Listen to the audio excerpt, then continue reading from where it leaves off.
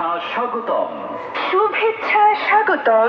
VP নূরের আগমন আসছে আগামী 4 অক্টোবর রোজ শুক্রবার বিকাল 3 ঘটিকায় গাজীপুর জেলা কোনাবাড়ী ডিগ্রি কলেজ মাঠে এক বিশাল শ্রমিক সমাবেশের আয়োজন করা হয়েছে।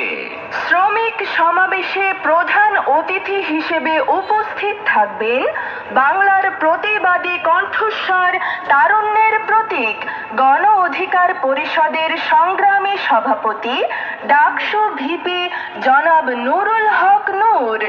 বাংলার খেটে খাওয়া মেহনতি মানুষের অধিকার আদায়ে ভিপি নূর এর শ্রমিক সমাবেশে দলে দলে যোগ দিন। ভিপি নূরের সমাবেশে যোগ দিন, সফল করুন।